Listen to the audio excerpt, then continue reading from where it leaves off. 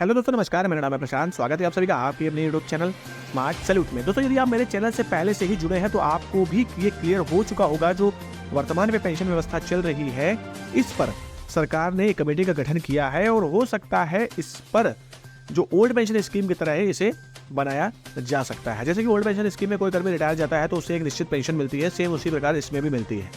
पर अब क्या ये हमारे लिए फायदेमंद होगी या नहीं होगी, इस पर हम बात करने वाले हैं।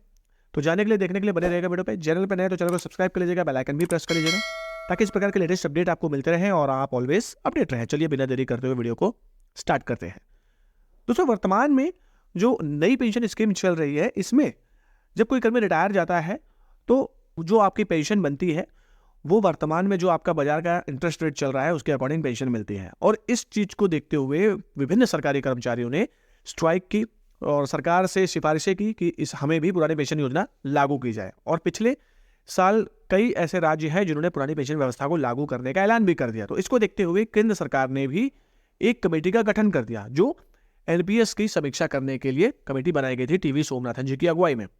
अब ये समिति जो है, जहां तक की खबर आ रही है कि ये समिति जो है ये पुरानी पेंशन व्यवस्था जैसे ही नई पेंशन व्यवस्था को बनाने के विचार में है। जैसे कि पुरानी पेंशन व्यवस्था में जब कोई कर्मी रिटायर जाता है तो उसको उसकी अंतिम बेसिक सैलरी का 50% पेंशन के तौर पे दिया जाता है। उसी प्रकार से एनपीएस में भी जब कोई कर्मी रिटायर जाएगा तो उसको उसकी बेसिक सैलरी का, अंतिम बेसिक सैलरी का 40 से 50% तक पेंशन दी जा सकती है। लेकिन इस पे कुछ शर्तें भी रखी जा सकती हैं, जैसे कि जो कर्मी 20 साल सर्विस करेगा या उससे अधिक करेगा तो उसको 40% मिलेगा, और जो कर्मी 30 साल या 30 साल से अधिक करेगा तो उसको उसकी बेसिक सैलरी का 50% पेंशन के तौर पे दिया जा सकता है। अब बात आ जाती है कि क्या इतना करने से ये जो पेंशन व्यवस्था है ये क्या पुरानी पेंशन की जगह ले पाएगा? तो देखिए, पुरानी पेंशन व्यवस्था में क्या होता है, जब कोई कर्मी रिटायर भी जाता है तो रिटायरमेंट के 6 महीने बाद उसके बेसिक सैलरी में डीए लग जाता है, जिसको हम डीआर बोलते हैं, महंगाई राहत। और एनपीएस में ऐसा जब कोई कर्मी रिटायर जाएगा, अगर ये जो लागू हो जाता है निश्चित पेंशन गारंटी वाला सीन, तो इसमें डीआर लागू होगा या नहीं होगा, इस पर सरकार ने कोई अपनी राय प्रकट नहीं की है। दूसरा, पुरानी पेंशन व्यवस्था में जो कर्मचारी होता है उसको किसी भी प्रकार का निवेश नहीं करना पड़ता है, किसी प्रकार का पैसा अपनी सैलरी से नहीं घटाना पड़ता है। लेकिन एनपीएस में देखा जाए तो एनपीएस में जो कर्मचारी है उसको अपनी सैलरी से पैसा कटाना पड़ेगा। अगर ये जो जीपीएस सुविधा गारंटी पेंशन स्कीम लागू हो भी जाती है, फिर भी उसको अपना सैलरी का पैसा कटाना पड़ेगा। बस इसमें यह बात बताई जा रही है कि यदि कोई कर्मी 20 साल या 30 साल बाद रिटायर लेगा और उसकी जितनी भी पेंशन बनती है, तो जितना मार्केट पे पैसा लगा है उसके हिसाब से अगर उसका पैसा पेंशन का कम पड़ता है तो सरकार अपने खजाने से उसको उसकी पेंशन में पैसा ऐड करेगी और उसको पेंशन दिया जाएगा।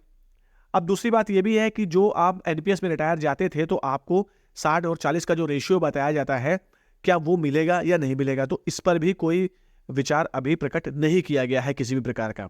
फिलहाल अभी जो कमेटी की रिपोर्ट है वो सूत्रों के हिसाब से पूरी तरीके से तैयार हो चुकी है, बस पेश होना बाकी है। आगामी वित्तीय वर्ष 2 अप्रैल शुरू होने वाला है। हो सकता है बजट सत्र में भी एनपीएस की जो कमेटी बनाई है टीवी सोमनाथन जी की अगुवाई में, हो सकता है निर्मला सीतारमण जी के द्वारा इस पर भी कोई टिप्पणी की जाए या इस पर कोई ऐलान किया जाए, या हो सकता है वित्तीय वर्ष शुरू होने से पहले यानी अप्रैल में भी जो ये रिपोर्ट है कमेटी सौंप सकती है, और इस पर क्या डिसीजन निकल के आता है ये सभी को पता चल जाएगा। तो फिलहाल कुछ चीजें ऐसी हैं जो अभी वर्तमान में पेंशन व्यवस्था है वो पुरानी पेंशन व्यवस्था को इक्वल नहीं कर पा रही है। अब देखते हैं सरकार क्या नया कुछ लेके आती है, ये देखना बाकी है। तो फिलहाल कमेंट सेक्शन में अपनी राय जरूर दीजिएगा कि ये जो पुरानी पेंशन व्यवस्था की जगह एनपीएस को अगर संशोधन किया जाएगा तो क्या ये एनपीएस की जगह ले पाएगा या नहीं ले पाएगा, जरूर बताइएगा। तो दोस्तों, खबर बस यही थी। अगर मेरे द्वारा दी गई जानकारी आपको अच्छी लगी तो प्लीज वीडियो को लाइक, शेयर, कमेंट जरूर करिएगा। मिलते हैं अगले वीडियो में, तब तक के लिए जय हिंद, जय भारत।